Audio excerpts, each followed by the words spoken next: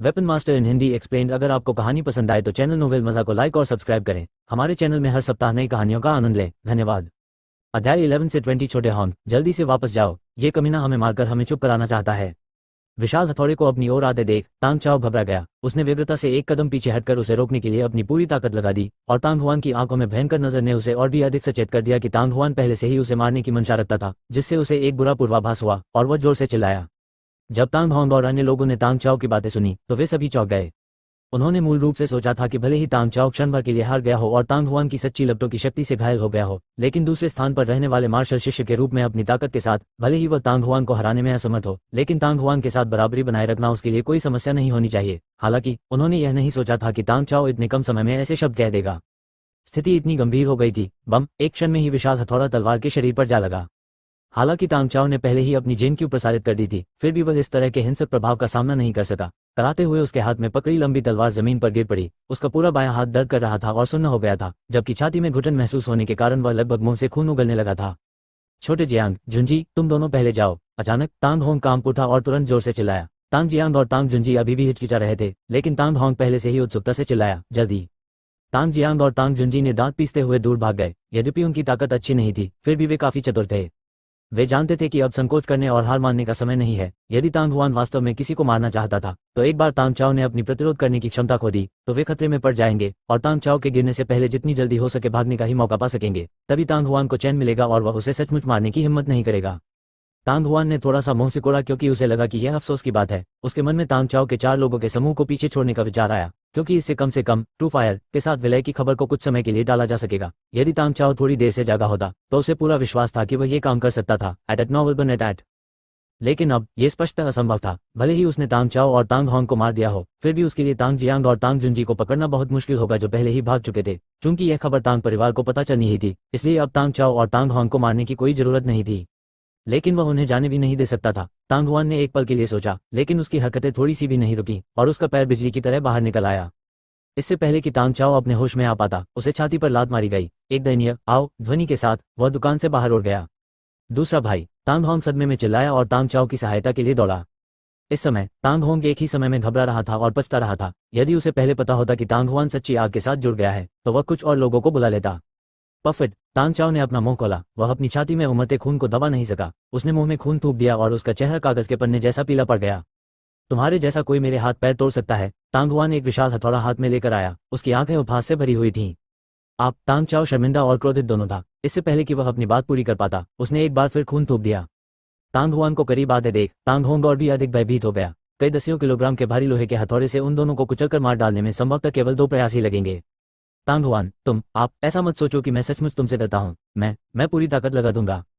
तांग Hong ने अचानक साहस जुटाया और अपनी तलवार निकाल ली और तांग चाओ के सामने खड़ा हो गया।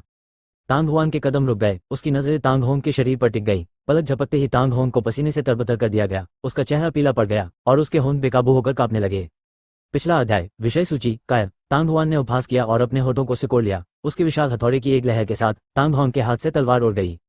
मुझे मत मारो, मुझे मत मारो। तांग होंग ने जो थोड़ा बहुत साहस जुटाया था वह भी गायब हो गया। उसी समय उसने अपनी आंखें बंद कर ली और निराशा में चिल्लाने लगा। उसके पैर मुड़ गए और वह घुटनों के बल बैठने वाला था, लेकिन इससे पहले कि उसका घुटना जमीन को छूता, उसने एक तेज आवाज सुनी और जमीन भी कांप उठी। इसके बाद उसका कॉलर कस गया और उसका शरीर जमीन से उठ गया तथा उसके चेहरे पर जलन होने लगी।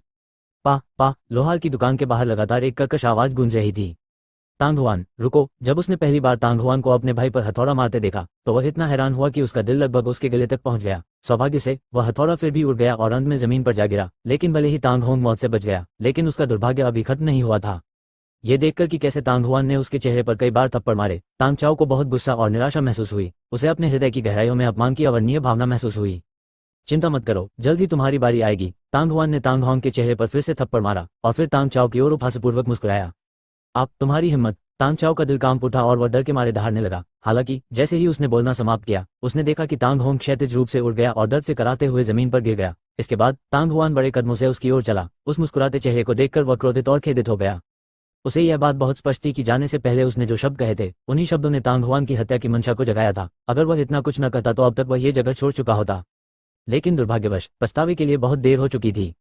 पलक झपकते ही तांग चाओ असहाय होकर देखता रहा कि तांग हुआन ने उसकी गर्दन पकड़ ली और फिर उसकी हथेली की छवि उसकी आंखों के सामने घूमती रही।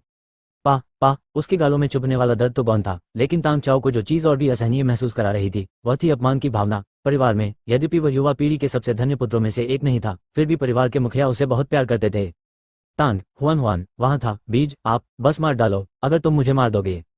तालियों की आवाज के बीच तांग चाओ की उन्मादपूर्ण चीखें सुनाई दी। ये शब्द कहने के बाद आमतौर पर घमंडी तांग चाओ बेहोश हो गया। प्लॉप तांग हुआन ने अपना हाथ घुमाया, तांग चाओ को तांग होंग के शरीर पर फेंक दिया, उसे हवा में उछाल दिया और तांग होंग को स्वर की तरह चीखने पर मजबूर कर दिया। धीरे धीरे सांस छोड़ने के बाद तांग हुआन का दिमाग तेजी से काम करने लगा। तांग जियांग और तांग जुनजी भाग निकले, जल्द ही तांग कबीले के विशेषज्ञ आ जाएंगे। Tang Huan jade plate protection room का उपयोग नहीं करना चाहता था, जिसे बूढ़े लोहार ने पीछे छोड़ दिया था। आखिरकार वह इसका उपयोग केवल एक बार ही कर सकता था, और इसका उपयोग करने के बाद वह न्यूलैंड उग्र लहरें शहर में नहीं रह सकेगा। अब तांग हुआन अपनी सच्ची आग के साथ विलीन हो चुका था और एक रिफाइनर बनने वाला था, इसलिए वह इतने निराश तरीके से नहीं जाना चाहता था। जाओ और तुरंत वह ताबीज ले आओ। इसके बारे में सोचने के बाद तांग हुआन ने पहले ही अपना निर्णय ले लिया था। उसने ठंडी मुस्कान के साथ तांग चाओ और तांग होंग की ओर देखा। लोहार की दुकान बंद करने की भी जहमत नहीं उठाई। तांग हुआन के जाने के कुछ ही देर बाद दो आकृतियां बिजली की गति से दो घोड़ों की तरह सर पर दौड़ती हुई आई, और उनकी आस्तीनों से हवा में किसी चीज के फटने जैसी हल्की आवाज निकल रही थी। वे दो मध्यम आयु वर्ग के पुरुष थे। उनमें से एक मध्यम कद का था, नीले कपड़े पहने हुए था, और दूसरा लंबा और पतला था, उसका चेहरा घोड़े जैसा था।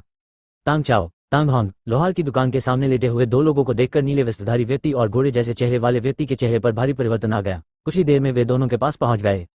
चाचा रोंग, अंकल हाओ, तांग होंग ने कमजोर स्वर में कराते हुए कहा, और बड़ी मुश्किल से पलटने में कामयाब हुआ। जब घोड़े जैसे चेहरे वाले अधेड़ व्यक्ति ने यह देखा तो उसका चेहरा और भी बदसूरत हो गया। तांग होंग का सिर स्वर के सिर की तरह सूजा हुआ था, इस हद तक कि वह अपने चेहरे की विशेषताओं को भी नहीं पहचान पा रहा था। इस समय नीले कपड़े पहने मध्यम आयु वर्ग के व्यक्ति ने भी तांग होंग की तरह तांग चाओ के शरीर को पलट दिया। नीले कपड़े पहने मध्यम आयु वर्ग के व्यक्ति का चेहरा काला पड़ गया जब उसने तांग चाओ की सांसों को जांचा और तुरंत राहत की सांस ली। शुक्र है कि वह अभी भी जीवित था और बेहोश हो गया था।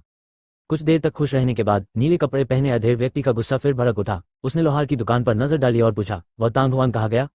वह भाग गया, तांग होंग ने कमजोरी से कहा। दौड़ना, यदि हम भाग सकते हैं तो हम न्यूलैंड उग्र लहरें शहर से नहीं भाग सकते। तांग होंग तुम यहीं रहो, हम दोनों जाकर उसे पकड़ लेंगे। ये सुनकर घोड़े के चेहरे वाले अधेड़ व्यक्ति का चेहरा पीला पड़ गया, और एक व्यंग्यात्मक मुस्कान के साथ उसने और नीले कपड़े वाले अधेड़ व्यक्ति ने एक दूसरे को देखा, और फिर वे दोनों एक दिशा में तेजी से भाग गए। दो अधेड़ उम्र के लोगों के जाने के कुछ ही देर बाद दो और व्यक्ति हाँफते हुए लोहार की दुकान की ओर दौड़े। ये तांग जियांग और तांग जुनजी थे। लोहार की दुकान छोड़ने के बाद वे कबीले में वापस नहीं लौटे, इसके बजाय वे निकटतम कबीले की दुकान पर चले गए। वे भाग्यशाली थे कि उनकी मुलाकात दो प्रबंधकों तांग तियानग्रुंग और तांग तियानहाओ से हुई, जो दुकान पर गश्त कर रहे थे। वे न केवल कबीले के मुखिया की पीढ़ी के थे, बल्कि वे मार्शल मास्टर भी थे। जब उन्होंने सुना कि तांग चाओ और तांग होंग की जान खतरे में है, तो उन दोनों ने देर करने की हिम्मत नहीं की और तुरंत जितनी जल्दी हो सका वहां पहुंचे। तांग जियांग और तांग जुनजी ने उसे जल्दी कर दी और थोड़ा देर हो गई। भाई होंग, अंकल रोंग और अंकल हाओ कहाँ हैं? वह तांग हुआन को पकड़ने गया था। उस शापित चीज ने दूसरे भाई और मुझे इतनी बुरी तरह से पीटा, मैं उसे माफ नहीं करूंगा। अंकल रोंग और अंकल हाओ के बाहर आने के बाद वह निश्चित रूप से न्यूलैंड फ्यूरियस वेव्स शहर से बच नहीं पाएगा। अरे नहीं, मैं उन्हें तांग हुआन के सच्ची अग्नि में विलय के बारे में बताना भूल गया। आप किस बात से भयभीत हैं? अंकल रोंग और अंकल हाओ दोनों ही मार्शल मास्टर हैं, वे उसकी छोटी सी सच्ची आग से कैसे डर सकते हैं? एट नोवेल बिन एटेड, यह सही है, यह सही है। बेशक तांग हुआन के लिए न्यूलैंड उग्र लहरें शहर छोड़ना असंभव था। वह अपनी सबसे तेज गति से न्यूलैंड उग्र लहरें शहर के उत्तर पूर्वी हिस्से में पहुंच गया था। समुद्र के किनारे चट्टानों पर तीन इमारतें थीं जो एक आकार में व्यवस्थित थी। चट्टान के नीचे औन महाद्वीप और समुद्र के बीच उग्र लहरों वाला सागर था। तीन इमारतें, सामने वाला 3 मंजिला मंडप था और उसके पीछे 2 महल थे। दिव्य आयुध हॉल। मंडप के सामने खड़े होकर तांग हुआन ने मंडप के प्रवेश द्वार के ऊपर लगे साइनबोर्ड को देखते हुए धीरे से कहा। पट्टिका पर 3 शब्द ड्रैगन और फीनिक्स मूर्ति कला प्रभावशाली ढंग से उकेरे गए थे। यह मंडप साधारण था, लेकिन इसकी उत्पत्ति असाधारण थी। अपने पिछले जीवन में उसने जो सुना था उसके अनुसार ये दिव्य आयुध हॉल ऑनो महाद्वीप के सभी कारीगरों द्वारा गठित एक संघ था। इसका निर्माण 100 वर्ष से भी पहले कुछ सबसे शक्तिशाली कारीगरों द्वारा किया गया था। जब तक ये थोड़ा बड़ा शहर था, तब तक दिव्य आयुध हॉल की शाखाएं मौजूद रहेंगी। ऑनो महाद्वीप के अधिकांश रिफाइनरों के नेता के रूप में वह ऑनो महाद्वीप की सबसे बड़ी शक्तियों में से एक बन जाएगा, जो 3 साम्राज्यों के शाही परिवारों के साथ कंधे से कंधा मिलाकर खड़ा होने में सक्षम होगा। प्यार प्यार प्यार प्यार प्यार प्यार प्यार प्यार प्यार प्यार प्यार प्यार प्यार प्यार प्यार प्यार प्यार प्यार।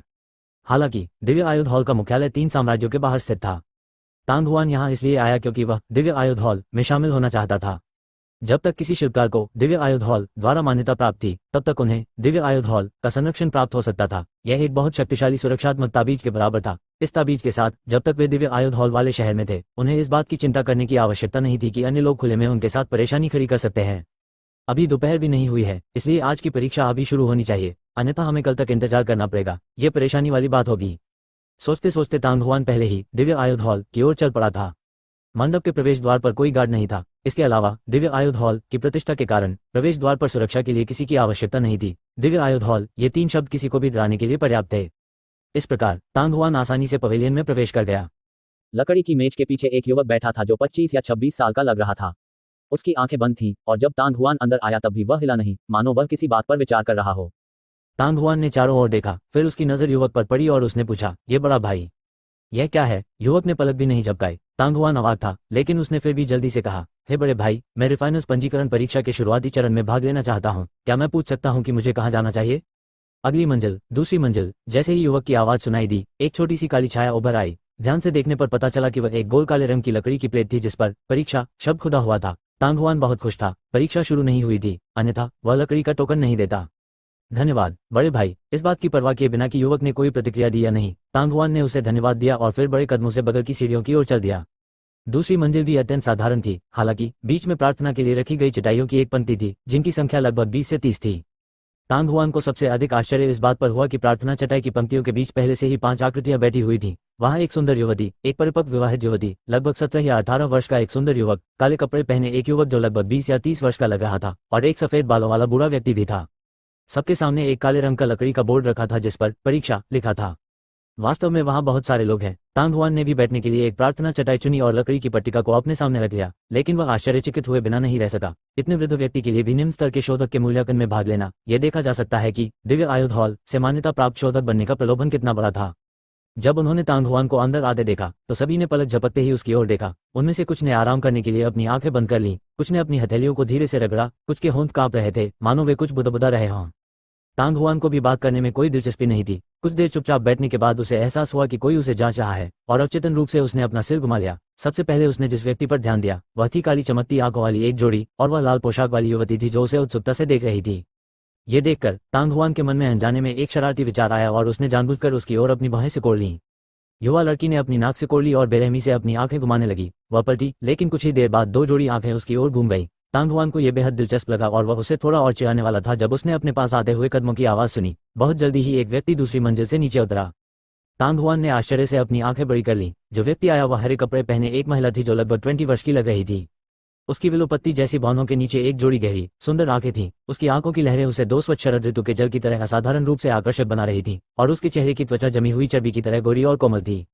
उसकी नाजुक गर्दन के नीचे उसके स्तन उग्र रूप से उभरे हुए थे। 2 गोल और भरे हुए पिंड मानो अपने बंधनों को तोड़कर बाहर छलांग लगाना चाहते थे। उसकी पोशाक के कॉलर के माध्यम से कोई भी उसकी बरसी सफेद त्वचा और उस अंतराल को धुंधला धुंधला देख सकता था जो किसी को भी नशे में डाल सकता था। एक बार जब कोमल वक्ष गुजर गए तो उसके शरीर का सुंदर वक्र पहले अचानक पीछे हट गया और फिर बल्कि यथोक्तिपूर्वक उसने एक आकर्षक वक्र प्रकट किया जो उसके 2 गोल और उभरे हुए नितंबों के साथ विरोधाभास कर रहा था। उसके गोल नितंब नीचे हो गए और उसकी 2 जेड जैसी टांगें आगे पीछे होती रहीं। हरे रंग की पोशाक के नीचे उसने एक पतला और सुंदर सिरहुट प्रकट किया।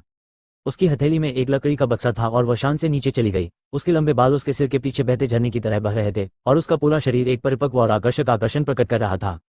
प्रारंभिक चरण के कारीगर परीक्षा की अध्यक्षता करने वाला व्यक्ति हमेशा न्यूलैंड उग्र लहरें शहर के दिव्य आयुध हॉल का मंडप मास्टर रहा है। उस मंडप स्वामी के बारे में कहा जाता है कि वह एक बूढ़ा आदमी था। वह इतनी सुंदर महिला कैसे बन गई?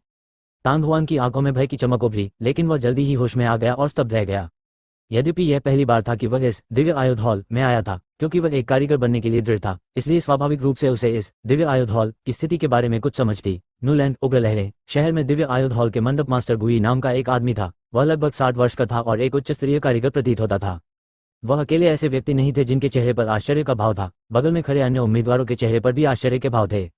जबकि उनमें से कुछ लोग उलझन में थे। हरे कपड़े पहने महिला पहले से ही इत्मीनान से उनके सामने चली आई और प्रार्थना की चटाई पर बैठ गई। हर कोई, मैं किंग ये हूँ। ग्रैंडमास्टर गुई को पहले ही स्वर्गीय फोजिंग सिटी मुख्यालय में स्थानांतरित कर दिया गया है। न्यूलैंड उग्र लहरें शहर मेरे नियंत्रण में होगा और सभी की परीक्षा मेरे द्वारा आयोजित की जाएगी। किंग ये बोलते हुए मुस्कुराया। उसकी नजर 6 लोगों पर घूम रही थी।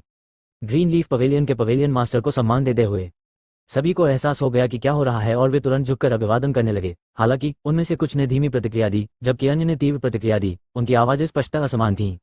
इस समय हर कोई परिणाम के बारे में चिंतित था। विभिन्न मंडप मास्टरों ने अलग अलग स्तर की शक्ति के साथ परीक्षा का संचालन किया। पिछले महान गुरु गुई को अधिक कठोर माना जा सकता है। कौन जानता था कि यह नया आया ग्रीन लीफ पवेलियन मास्टर अधिक ढीला था या अधिक सख्त। चूंकि हर कोई मूल्यांकन में भाग लेने के लिए यहाँ है, इसलिए मैं मानता हूँ कि हर कोई पहले से ही सच्ची आग के साथ जुड़ चुका है। किंग की खूबसूरत आंखें 6 लोगों पर घूम गई और उसकी भौहों के बीच एक मुस्कान फूट पड़ी। जी श्रीमान, तांग हुआन और बाकी 6 लोगों ने एक ही समय में उत्तर दिया। ऐसी स्थिति में क्या आप लोगों ने कोई निम्न श्रेणी का हथियार बनाने की कोशिश की है? किंगी ने अपनी आंखें सिकोड़ ली और फिर मुस्कुराया। हाँ, नहीं। व्यवस्थित उत्तरों में तांग हुआन का उत्तर विशेष रूप से ध्यान आकर्षित करने वाला था। अगले ही पल बगल में खड़ी सभी 10 निगाहें तांग हुआन पर टिक गई और उनके हाव भाव अजीब थे। उन्होंने तो निम्न स्तर के हथियार भी नहीं बनाए थे, फिर भी उन्होंने निम्न स्तर के कारीगरों के लिए आयोजित परीक्षा में भाग लेने का साहस किया। यदि उसने जालसाजी न की होती तो एक बात थी, लेकिन उसने इतनी निर्भीकता और बेबाकी से उत्तर क्यों दिया? यह आदमी यहाँ परेशानी खड़ी करने नहीं आया है ना? उसे बहुत जल्द ही निष्कासित कर दिया जाएगा। उनमें से कुछ लोग पहले से ही खुश थे, हालांकि उन्हें निराशा हुई कि किंग ये का तांग हुआन को भगाने का कोई इरादा नहीं था। उन्होंने केवल उसकी ओर देखा, फिर सिर हिलाया और कहा, यह ठीक है यदि आपने पहले कभी निम्न स्तर का हथियार नहीं बनाया है। जब तक आप ट्रू फायर के साथ फ्यूज कर सकते हैं और परीक्षा पास कर सकते हैं, तब भी आप निम्न स्तर के रिफाइनर का प्रतीक प्राप्त कर सकते हैं। जब उनमें से कुछ लोगों ने उसे सुना तो वे बहुत नाराज हुए, लेकिन ये शब्द दिव्य आयुध हॉल के स्वामी द्वारा कहे गए थे, इसलिए चाहे वे कितने भी नाराज क्यों न हो, उन्होंने इसे प्रदर्शित करने का साहस नहीं किया। प्यार प्यार प्यार प्यार प्यार प्यार प्यार प्यार प्यार प्यार प्यार प्यार प्यार प्यार प्यार प्यार प्यार प्यार। आप सभी जांच के इस पहले चरण के परिणामस्वरूप निम्न श्रेणी के रत्न भी पिघल जाएंगे। 4 घंटे के बाद आप दूसरे राउंड में प्रवेश कर सकेंगे। यदि आप फिर भी सफल हो जाते हैं तो आप निम्न श्रेणी के रिफाइनर का पहचान चिन्ह प्राप्त कर सकेंगे। किंग ये मंद मंद मुस्कुराया। ये सुनकर सभी ने राहत की सांस ली। ऐसा लग रहा था कि नया पवेलियन मास्टर उतना सख्त नहीं था। एक रत्न को 4 घंटे में पिघलाना कमोबेश पर्याप्त था। दरार। इसी समय एक सूक्ष्म ध्वनि गूंजी। किंगी ने अपनी हथेली में रखे लकड़ी के बक्से को खोला और बक्से के भीतर से तुरंत एक चमकदार सफेद रोशनी फूट पड़ी। इसके तुरंत बाद बॉक्स से असाधारण रूप से तीव्र ठंड फैल गई। यह एक सांस भी नहीं टिक पाया और कुछ ही मीटर के दायरे में हड्डियां कंपा देने वाली ठंड ने पूरे क्षेत्र को भर दिया। कुछ समय के लिए तो सभी को ऐसा लगा जैसे वे बर्फ की गुफा में हों। ठंडा जेड पत्थर। बूढ़ा आदमी चिल्लाने से खुद को रोक नहीं सका। अन्य लोगों के चेहरे भी काफी बदल गए। सच्ची आग के साथ विलय के बाद वे भीषण ठंड को झेलने में सक्षम हो गए। हालांकि ये पता लगाने के बाद कि बक्से में किस प्रकार का रत्न है, उनके दिल ठंडे पड़ गए।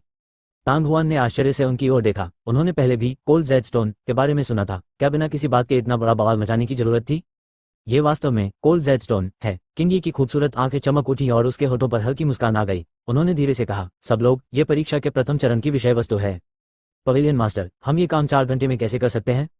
सफेद दाढ़ी वाला बूढ़ा आदमी बोले बिना न रह सका। सभी निम्न श्रेणी के रत्नों में यद्यपि कोल्ड जेड स्टोन को पिघलाना सबसे कठिन नहीं है, फिर भी यह निश्चित रूप से शीर्ष पर है। निम्न स्तरीय रिफाइनरों के लिए इसे सफलतापूर्वक पिघलाने के लिए 6 घंटे भी पर्याप्त नहीं होंगे। 4 घंटे तो दूर की बात है।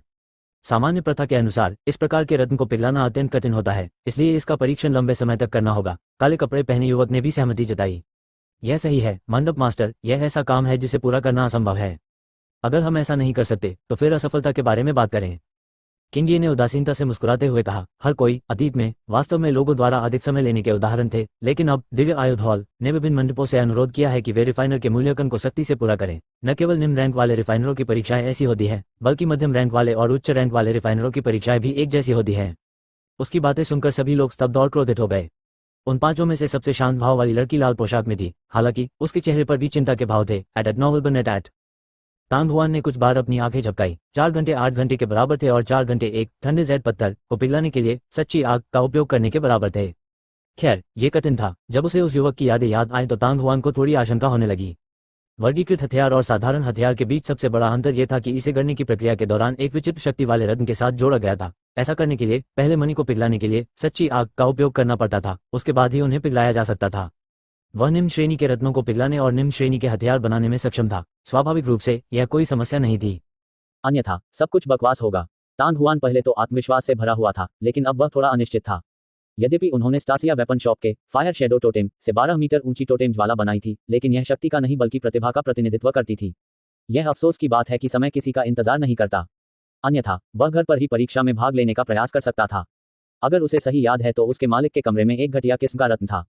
जैसे ही सभी के चेहरों पर अलग अलग भाव थे, किंगी की जेड जैसी हथेली लकड़ी के बक्से से टकराई और सफेद रोशनी की 6 गेंदें लगभग एक ही समय में तांग हुआन और अन्य लोगों की ओर चिमकी। तांग हुआन अवचेतन रूप से इसे लेना चाहता था, लेकिन इससे पहले कि वह अपना हाथ बढ़ा पाता, सफेद रोशनी की गेंद अचानक उसके सामने रुक गई और फिर धीरे धीरे एक पंख की तरह नीचे तैरती हुई सीधे उसकी हथेली में आ गिरी। तांग हुआन को और भी अधिक आश्चर्य हुआ जब उसने किंगी को देखा। इस मंडप मास्टर का जेन के ऊपर नियंत्रण शानदार था। उसके पास किस तरह की खेती थी?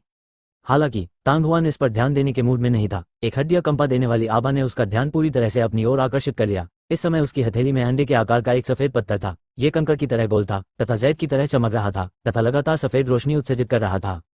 इस फ्रॉस्ट जेड को अपनी हथेली में पकड़ने पर ऐसा महसूस हुआ जैसे उसने बर्फ का गोला पकड़ रखा हो, लेकिन इससे निकलने वाली ठंडक किसी भी बर्फ और हिम से कहीं अधिक थी जो तांग हुआन ने पहले कभी देखी थी। सभी लोग, समय अब शुरू होता है। अचानक एक मधुर आवाज सुनाई दी जो किसी ओरियोर की चहचहाहट जैसी लग रही थी। लगभग उसी समय किंगी के लकड़ी के बक्से से एक सफेद जेट प्लेट उड़कर 6 लोगों के सामने आ गिरी। इसका उपयोग कोल्ड जेट स्टोन से प्राप्त तरल पदार्थ को संग्रहित करने के लिए किया जाता था। बूढ़े आदमी और अन्य लोगों ने तुरंत अपने विचार एकत्रित किए और आगे बढ़ना शुरू कर दिया। तांग हुआन ने भी एक गहरी सांस ली और अचानक कोल्ड जेड स्टोन को अपनी हथेलियों के बीच रख लिया। फिर एक विचार के साथ वह डेंटियन के अंदर चला गया और नौ यांग दिव्य भट्टी घूमने लगी। एक क्षण में सच्ची अग्नि का समूह तीव्रता से उतार चढ़ाव करने लगा और उसके बाद गर्मी की 2 मोटी धाराएं लिप्टों से अलग हो गईं और कड़ाई से बाहर निकल गईं और एक पल में सच्ची क्यूई के मार्गदर्शन में वे आत्मा की नस के साथ बह गईं और तांग हुआन की हथेलियों तक पहुंच गईं। जिस क्षण ऊष्मा की 2 धाराएं उसकी हथेली से निकली वे झुलसाने वाली लपटों में बदल गई, जिन्होंने शीत जेट पत्थर और यहाँ तक कि दोनों हथेलियों को भी ढक लिया। एक तीव्र आभा तुरंत फैल गई और आसपास का तापमान अप्रत्याशित रूप से बड़ी मात्रा में बढ़ गया। उसके दोनों हाथ आग में नहाए हुए थे। तांग हुआन को केवल गर्मी महसूस हुई, लेकिन यह अब उतनी तीखी नहीं थी जितनी तब थी जब उसने पहले सच्ची आग को मिलाया था। कुछ मीटर की दूरी पर किंग ये धीमी आवाज में चिल्लाने से खुद को रोक नहीं सका। उसकी सुंदर आंखों की गहराई में आश्चर्य की झलक झलक उठी। पिछला अध्याय, विषय सूची। उनमें से 6 लगभग एक ही समय पर चले और अन्य 5 में से एक ने केवल चिंगारी का एक छोटा सा गोला बनाया, जबकि अन्य 4 में एक भी चिंगारी नहीं निकली। हालांकि इस युवक ने न केवल अपनी हथेलियों से ज्वालाएं उत्पन्न की, बल्कि लपटें इतनी प्रबल थी कि उसने उसकी दोनों हथेलियों को ढक लिया। उसने सच्ची आग को इतनी जल्दी कैसे स्थानांतरित कर दिया? किंगी का मन थोड़ा विचलित हो गया। वह अपने आप से कुछ बुदबुदाने लगा, एक ऐसी आवाज में जिसे केवल वही सुन सकता था। उसकी सुंदर आंखों की गहराई में उत्साह अचानक और भी तीव्र हो गया। आसपास की गर्मी से 5 लोग तुरंत ध्यान से जाग गए। इतनी तेजी! जब उसने तांग हुआन की हथेली में आग का बड़ा गोला देखा तो वह आश्चर्य से चीखने से खुद को रोक नहीं सकी। उसकी काली आंखें तुरंत चौड़ी हो गईं और उसका छोटा गहरा लाल मुंह एक अंडा निगलने में सक्षम प्रतीत हुआ। तो फ्यूचर द्वारा विज्ञापन दूर खड़े वृद्ध, युवती, युवक व युवतियों ने जब ये दृश्य देखा तो वे भी अवाक रह गए। कितना समय बीत गया था। एक व्यक्ति जिसने कभी निम्न श्रेणी का हथियार भी नहीं बनाया था, वह इतने कम समय में ही बाहरी दुनिया में अपनी असली ताकत दिखा सकता था। इसके अलावा आग बहुत तीव्र थी। इससे वे लोग जिन्होंने कई बार निम्न स्तर के हथियार बनाने की कोशिश की थी और कई वर्षों तक प्रयास भी किया था, इसे सहन करने में असमर्थ हो गए। किंगी ने उन्हें जगाने के लिए हल्की खांसी की। उसके होठों का कोना सिकुड़ गया और उसने धीरे से कहा, सब लोग, यह मत भूलो कि परीक्षा के पहले चरण में केवल 4 घंटे बचे हैं। उनमें से कुछ लोग अपनी मूर्छा से जाग उठे और तुरंत अपनी निगाहें हटा लीं। ये परीक्षा केवल 4 घंटे की छोटी अवधि की थी। थोड़ी सी भी बर्बादी परीक्षा में असफलता का कारण बन सकती है। मेरी आग बुझ गई। लाल पोशाक पहने युवा लड़की ने धीमी आवाज में चीख मारी। उसका सुंदर चेहरा अफसोस से भरा हुआ था। पहले की लापरवाही ने उसकी हथेली में मौजूद चिंगारी के छोटे से समूह को पूरी तरह नष्ट कर दिया था। उसके पास दोबारा शुरुआत करने के अलावा कोई विकल्प नहीं था। तांग हुआन ने धीरे से अपनी आंखें बंद कर लीं। उसका मन पूरी तरह केंद्रित था। उसके डेंटियन के अंदर नौयांग दिव्य भट्टी तेज गति से घूम रही थी और तांग हुआन ने पहले ही सच्ची आग के समूह को उसकी सीमा तक धकेल दिया था। 2 मोटी और तीव्र ऊष्मा धाराएं लगातार कड़ाई से बह निकली और तेजी से उसकी हथेलियों में भर गई। वह ज्वाला का पिंड धीरे धीरे फैलने लगा और शीघ्र ही वाष्पसिन जितना बड़ा हो गया।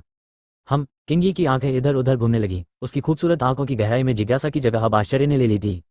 न केवल इस बालक ने अपनी आदि ज्वाला का उपयोग जिस गति से किया वह एक सामान्य व्यक्ति की गति से कहीं अधिक था, बल्कि उसके द्वारा उत्पन्न ज्वालाएं वास्तव में इस स्तर तक पहुंच गई थी। वह अभी तक निम्न कोटि का लोहार भी नहीं था, परंतु आग की लपटों की तीव्रता को देखते हुए वह पूरी तरह से मध्यम कोटि के लोहार के स्तर पर पहुंच गया था। स्वर्गीय गराई नगर की वह छोटी लड़की एक प्रतिभाशाली कारीगर के रूप में जानी जाती थी, जिसके पास असाधारण योग्यता थी और जिसे प्राप्त करने के लिए उसे हजारों वर्षों तक कड़ी मेहनत करनी पड़ी थी। हालांकि जब उसने कुछ साल पहले एक निम्न स्तरीय कारीगर की परीक्षा में भाग लिया था तो उसने जो ज्वालाएं प्रज्वलित की थीं वे केवल इसी स्तर की थीं, है ना? क्या ये हो सकता है कि यह बच्चा भी एक अद्वितीय प्रतिभाशाली व्यक्ति था जो उसके बराबर था? एक विचार के साथ किंगी ने एक बार फिर अपनी नजर उस आग के गोले पर केंद्रित की। लौ के केंद्र में केवल सफेद रंग था, आसपास के क्षेत्र की तरह लाल रंग नहीं था। नहीं, ये अगले ही क्षण उसका मन बुरी तरह हिल गया। यदि उसने तुरंत अपने लाल होठों को न ढका होता तो शायद वह खुद को जोर से चिल्लाने से रोक नहीं पाती। हालांकि उसने अपने गले तक आती हुई आवाज को दबा लिया था। फिर भी उसकी काली और खूबसूरत आंखों में आश्चर्य और अविश्वास अनियंत्रित रूप से उभर आया। सफेद लौ स्पष्ट नहीं थी, लेकिन वह उसकी आंखों से छिपी नहीं रह सकी। फ्यूचर द्वारा विज्ञापन, ये वास्तव में 5 तत्वों से संबंधित एक शरीर है। किंगी की खूबसूरत आंखें चौड़ी हो गईं और उसके सीने में चेतना का तूफानी सागर उमड़ पड़ा। उसका दिल सफेद हो गया। इसकी केवल एक ही संभावना थी और वह ये कि वह अपने शरीर से प्रभावित हुआ था। एक शिल्पकार के रूप में वह अच्छी तरह जानती थी कि इस तरह की काया का क्या मतलब है। इसके अलावा सच्ची आग के साथ विलय की प्रक्रिया के दौरान मार्शल योद्धाओं को जो दर्द सहना पड़ता था वह भी कल्पना से परे था, और यह मार्शल योद्धाओं की अग्नि विशेषता से कम कई गुना, शायद 1 दर्जन गुना अधिक दर्दनाक था। यदि वह शक्तिशाली ताकत वाला मार्शल योद्धा था तो वह अभी भी सच्ची आग के जलने का विरोध करने के लिए अपनी सच्ची ऊर्जा का उपयोग कर सकता था। लेकिन अगर वह एक कारीगर बनना चाहता था तो उसे मार्शल शिष्यों में रहते हुए सच्ची आग को सफलतापूर्वक फ्यूज करना होगा। एक बार जब आत्मा चक्र उसके दांतियन में संघनित हो गया तो उसके पास कारीगर बनने की संभावना नहीं रहेगी। यही कारण था कि लोहार इतने दुर्लभ थे। इसके अलावा ट्रू फायर के साथ विलय कोई ऐसी चीज नहीं थी जो रातों रात हो सकती थी। यहाँ तक कि उसके जैसे अग्निगुण वाले मार्शल योद्धा भी जब वह सच्ची आग के साथ मिल रही थी तो तीव्र गर्मी से जलकर मर गई। धातु गुण वाले मार्शल योद्धा की तो बात ही छोड़िए, जिसे आग से ही परास्त किया गया था। यदि वह वही होती तो भी उस दृश्य के बारे में सोचकर उसके मन में भय बना रहता। वह कभी भी दूसरी बार ऐसा प्रयास नहीं करना चाहेगी। हालांकि उन्हें उम्मीद नहीं थी कि उनके सामने बैठा बच्चा वास्तव में सफल हो जाएगा। वह जो जानती थी उसके अनुसार इस समय सबसे तेज गति से सच्ची लपटें जलाने वाली लड़की हेवनली फोर्जिंग सिटी की थी। भले ही इस लड़के की गति तेज थी, लेकिन यह अच्छी बात थी कि वह छोटी लड़की के बराबर था। उसके लिए उससे आगे निकल पाना लगभग असंभव था। इतने लंबे समय तक कौन जानता था कि इस बच्चे ने इतना दर्द सहन किया होगा। सामान्य धातु विशेषता वाले मार्शल योद्धा 1 मिनट भी टिक नहीं पाएंगे और उनकी चेतना भ्रमित हो जाएगी। एक बार वे बेहोश हो गए तो वे मौत से ज्यादा दूर नहीं होंगे। ड्रिप, तरल की बूंद जेट प्लेट से टकराई और एक स्पष्ट ध्वनि निकली। यद्यपि यह हल्का था, लेकिन इस शांत दूसरी मंजिल पर जहां पिन गिरने की आवाज भी सुनी जा सकती थी, यह असामान्य रूप से कानों को चुभने वाला लग रहा था। हरा पत्ता अचानक जाग उठा। ध्यान से देखने पर पता चला कि तांग हुआन की हथेली में रखा कोल्ड जेड स्टोन पहले ही पिघल चुका था और तरल की बूंदें नीचे प्लेट पर टपकने लगी थीं। ये बच्चा संभवतः ऑन महाद्वीप का पहला गोल्डन ब्लैक स्मिथ मास्टर है। मैंने कम से कम कुछ 100 वर्षों में किसी अन्य पंचतत्व स्वर्ण लोहार मास्टर के प्रकट होने के बारे में नहीं सुना है। किंगी ने अपना हाथ नीचे कर दिया जो उसके लाल होठों को ढक रहा था और एक गहरी सांस ली। अनायास ही उसकी आंखों में प्रशंसा की झलक उभर आई। फ्यूचर द्वारा विज्ञापन, लेकिन तभी किंगी के होठों पर एक अजीब सी मुस्कान आ गई। वह 20 साल से अधिक समय तक जीवित रही थी और उसने अब तक जो सबसे प्रतिभाशाली लोहार देखा था वह हेवनली फोर्जिंग सिटी की छोटी लड़की थी। हेवनली फोर्जिंग सिटी में स्टार ओशन वेपन शॉप के शैडो फायर टोटेम में उसने जो ज्वाला प्रज्वलित की थी वह पहले से ही 12 मीटर ऊंची थी, जो शैडो फायर टोटेम की सीमा तक पहुंच रही थी। लेकिन अब संभवतः उसके जैसी एक और हथियार शिल्प प्रतिभा होगी। वह न केवल एक शक्तिशाली ज्वाला प्रज्वलित करने में सक्षम था जो शुरू से ही एक मध्यम स्तर के लोहार के बराबर थी, बल्कि उसके पास 5 तत्वों की धातु विशेषता वाली काया भी थी। यदि हेवनली फोर्जिंग सिटी की छोटी लड़की को इस बारे में पता चले तो कौन जाने उसे कितना सदमा पहुंचेगा। हालांकि ये लड़का तो अभी निम्न स्तरीय रिफाइनर बनने के लिए परीक्षा देने ही वाला था। दूसरे शब्दों में कहें तो वह अभी कलाकृतियों को परिष्कृत करने के मार्ग पर आगे बढ़ा था, जबकि वह छोटी लड़की उससे बहुत आगे निकल चुकी थी। यदि यह लड़का उसके स्तर तक पहुंचना चाहता था तो उसे अभी भी एक लंबा रास्ता तय करना था। ड्रिप ड्रिप ड्रिप एट नॉवल बन एट तीखी आवाज लगातार गूंजती रही और उसके बगल में खड़े 5 लोग शीघ्र ही पुनः घबरा गए। लाल पोशाक में युवती अपना सिर घुमाने से खुद को रोक नहीं सकी और तांग हुआन के सामने जेड प्लेट पर सफेद तरल की बूंद को देखकर वह एक बार फिर चौंक गई। लेकिन इससे पहले कि वह सदमे में चिल्ला पाती, उसने चिल्लाया, भैया। राहत की सांस लेते हुए लाल पोशाक वाली युवा लड़की ने आगे देखने की हिम्मत नहीं की। हालांकि वह अपनी आंखों में आश्चर्य छिपा नहीं सकी। 1/4 घंटे से भी कम समय में उस व्यक्ति का फ्रॉस्ट जेड स्टोन पिघलना शुरू हो गया था। ये गति बहुत तेज थी। तांग हुआन से दूर खड़े 4 लोग भी शून्य भाव से उसे देख रहे थे। हालांकि वे भी लाल पोशाक वाली लड़की की तरह थे। न तो उन्होंने और देखने की हिम्मत की, न ही उन्होंने तांग हुआन की स्थिति को ध्यान से देखने की हिम्मत की। कहीं ऐसा न हो कि वे अपना दिमाग खो दें और आग की लपटों को बुझा दें, जिससे उन्हें फिर से शुरू करना पड़े। अपने दिल में उठे सदमे को दबाते हुए वे अपने कोल्ड जेड को निखारने में लगे रहे। ड्रिप तब तक जेड प्लेट पर बूंदों के टकराने की आवाज धीरे धीरे अधिक तीव्र होती गई। शुरुआत में हर 2 स्वरों के बीच कई सांसों का समय अंतराल होता था, लेकिन जैसे जैसे यह आगे बढ़ता गया समय अंतराल उतना ही छोटा होता गया। अंत में ध्वनियां लगभग निरंतर आती रहीं तथा वे लगातार तेज भी होती गईं। बूढ़ा आदमी और अन्य लोग जितना अधिक सुनना नहीं चाहते थे, आवाज उतनी ही अधिक स्पष्ट होती गई। केवल ध्वनि से ही वे बता सकते थे कि उस व्यक्ति की हथेली में कोल्ड जेड तेजी से पिघल रहा था। इससे वे सभी थोड़े निराश हो गए। उनकी हथेली में ज्वाला मजबूत और कमजोर के बीच उतार चढ़ाव करती रही। इसके विपरीत सबसे कम परेशान सबसे छोटी लड़की थी। काफी देर के बाद अंततः तरल पदार्थ की एक बूंद उसकी हथेली से गिरी। ड्रिप एक और स्पष्ट चिड़िया की चीख के बाद तांग हुआन ने अचानक अपनी आंखें खोली और अपनी हथेली खोली। धधकती लपटों के बीच ठंडे जेड पत्थर का कोई निशान नहीं था, बल्कि उसके हाथ के नीचे सफेद जेड प्लेट पर चिपचिपे सफेद तरल का एक छोटा सा पोखर था। मेरा काम हो गया। तांग हुआन अपने चेहरे पर सुखद आश्चर्य प्रकट करने से खुद को रोक नहीं सका। एक क्षण में उसके हाथ की ज्वाला गायब हो गई और फिर उसने अवचेतन रूप से दूसरी ओर देखा। लाल पोशाक वाली युवती ने पहले ही अपनी प्लेट में तरल पदार्थ की कुछ बूंदें डाल ली थीं और दूरी पर खड़े 4 के पास अभी भी कुछ नहीं था। जब तांग हुआन ने मणि को पिघलाया तो उसका ध्यान हमेशा उसी पर केंद्रित था और अभी उसने अपने आसपास के लोगों की प्रकृति देखी। प्यार प्यार प्यार प्यार प्यार प्यार प्यार प्यार प्यार प्यार प्यार प्यार प्यार प्यार प्यार प्यार प्यार प्यार। यहाँ तक कि सबसे तेज गति वाली छोटी लड़की भी उसकी बराबरी करने में असमर्थ थी। उनकी हथेलियों में दिखाई देने वाली लपटों को देखकर ऐसा लग रहा था कि वे अपेक्षाकृत कमजोर हैं। यहाँ तक कि छोटी लड़की भी वैसी ही लग रही थी। तांग हुआन का मन तेजी से दौड़ने लगा और उसे तुरंत अपने डेंटियन में मौजूद नौयांग दिव्य भट्टी का ख्याल आने लगा। उनकी लपटें कमजोर थीं और सच्ची आग की सीमित मात्रा के कारण उन्हें हर समय सक्रिय रहना चाहिए था। हालांकि नौयांग दिव्य भट्टी के सक्रियण के तहत वह और भी अधिक सच्ची अग्नि को जुटाने में सक्षम था, जो उसकी हथेली में और भी अधिक भयंकर लपटें पैदा करने में सक्षम थी। इसमें कोई आश्चर्य नहीं कि जब उन्होंने सुना कि जो पत्थर 4 घंटे में पिघलने वाला था वह कोल्ड जेड स्टोन था, तो उनके चेहरे बदसूरत हो गए। तांग हुआन को अपने दिल में राहत महसूस हुई। वह जिस सच्ची अग्नि का प्रयोग कर सकता था वह नदी के समान थी, किंतु वे जिस सच्ची अग्नि का प्रयोग कर सकते थे वह जलधारा के समान थी। दोनों पक्षों की गति स्वाभाविक रूप से आसमान और धरती से भिन्न होगी। छोटे भाई, बधाई हो, आप मूल्यांकन के अगले दौर में प्रवेश कर सकते हैं। एक मधुर आवाज उसके कानों में घुसी जिसने तांग हुआन को उसकी स्वप्नावस्था से जगा दिया। आवाज की दिशा की ओर देखते हुए उसने किंग ये की सुरंग में बाहें और उसका मुस्कुराता हुआ चेहरा देखा जो एक फूल की तरह था। यहाँ तक कि जब वे चुपचाप बैठे थे तब भी उनके पूरे शरीर से एक मनमोहक वातावरण निकल रहा था। उस युवा लड़की के अलावा जो पहले ही पूरी तरह से डूब चुकी थी, बूढ़ा आदमी और बगल में खड़े अन्य 3 लोग इन शब्दों से पूरी तरह से जाग गए। एक के बाद एक आश्चर्यचकित निगाहें तांग हुआन पर पड़ रही थीं। ग्रीन लीफ पवेलियन के पवेलियन मास्टर को बहुत बहुत धन्यवाद। तांग हुआन खुशी से मुस्कुरा रहा था और फिर वह पूछे बिना नहीं रह सका, ग्रीन लीफ पवेलियन के मालिक, मुझे इस कोल्ड जेड को पिघलाने में कितना समय लगा? लगभग 1/4 घंटा। किंगी ने हल्के से मुस्कुराकर अपने पास रखी मुट्ठी भर आकार की रेतरी की ओर इशारा किया। हालांकि उसकी आंखें तांग हुआन पर टिकी हुई थीं और उसके आकर्षक चेहरे पर प्रशंसा की झलक थी जिसे छिपाना मुश्किल था। 1 घंटे के 1/4। तांग हुआन चौंक गया और फिर उसे एहसास हुआ कि किंगी के बगल में एक अतिरिक्त रेत गिरी थी। वर्तमान में बाहर रिसने वाली रेत की मात्रा बहुत कम थी तथा वह रेत के रिसाव की हल्की सी भी आवाज नहीं सुन पा रहा था। 1 घंटे के 1/4। लगभग उसी समय बूढ़ा आदमी और अन्य लोग भी अविश्वास में चिल्ला उठे और जिस नजर से उन्होंने तांग हुआन को देखा उसमें एक अछूता आश्चर्य छिपा हुआ था। यह आदमी कहाँ से आया? सोचिए, उसकी शोधन गति इतनी तेज होगी। पब फ्यूचर द्वारा विज्ञापन। यद्यपि यह फ्रॉस्ट जेड स्टोन केवल एक निम्न श्रेणी का रत्न था, फिर भी यह उच्च श्रेणी के हथियार बनाते समय उपयोगी था। शोधन में कठिनाई के संदर्भ में यह निश्चित रूप से शीर्ष 5 निम्न श्रेणी के रत्नों में से एक था। ऐसे रत्न को पिघलाने में उसे केवल 15 मिनट लगे। हर किसी को अपनी आंखों पर विश्वास नहीं हो रहा था। ऐसा कहा जाता है कि महामहिम की सबसे प्रिय बेटी राजकुमारी तांगयुन को कोल्ड जेड स्टोन को पिघलाने में 1 घंटा लगा था। जब वह फॉलिंग गॉड सिटी में निम्न स्तरीय रिफाइनर्स का मूल्यांकन कर रही थी, वह राजकुमारी महान तांग साम्राज्य की युवा पीढ़ी में सबसे प्रसिद्ध कारीगरों में से एक थी। फिर भी इस आदमी ने राजकुमारी का आधा समय इस्तेमाल कर लिया। आसपास की निगाहों को भांपकर और फिर किंगी को देखकर तांग हुआन का दिल धड़कने से खुद को रोक नहीं सका। अचानक उन्हें एहसास हुआ कि उनका प्रदर्शन बहुत अधिक आकर्षक था और यह अच्छी बात नहीं थी। हालांकि जब उन्होंने ठंडी जेड को पिघलाया तो उनका पूरा ध्यान उस पर था और उन्हें समय बीतने का एहसास नहीं हुआ। अन्यथा वह अब की तरह ध्यान आकर्षित करने से बचने के लिए अपनी गति थोड़ी धीमी कर सकता है। छोटे भाई, तुम्हारा नाम क्या है? किंगी ने अचानक मुस्कुराते हुए पूछा। तांग हुआन ने अवचेतन रूप से कहा। वो तांग हुआन, परीक्षा का दूसरा दौर अभी 1 घंटे या उससे भी कम समय में शुरू होगा। आप मंडप के पीछे स्थित हिडन एज हॉल में प्रवेश कर सकते हैं। किंगी ने मुस्कुराते हुए हाथ हिलाया जिससे एक लाल धुंधली सी छवि बन गई।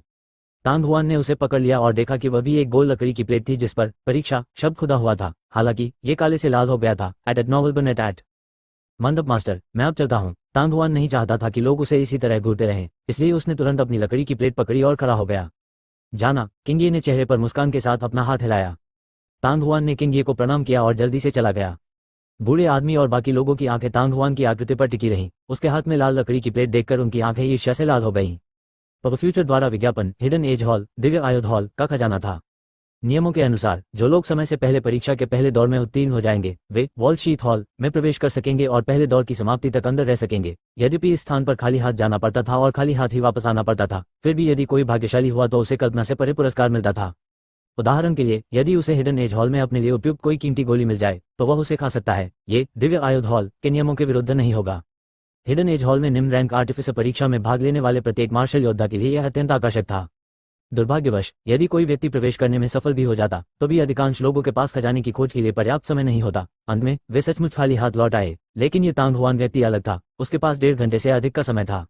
अत्यधिक आघात और ईर्ष्या से उनमें से कुछ लोग अशांत हो गए और उनकी हथेलियों की ज्वाला हिलने लगी। जब तांग हुआन की आकृति गायब हो गई और उन्होंने अपनी निगाहें हटा ली तब तक उनकी हथेलियों की लपटें बहुत पहले ही बुझ चुकी थीं।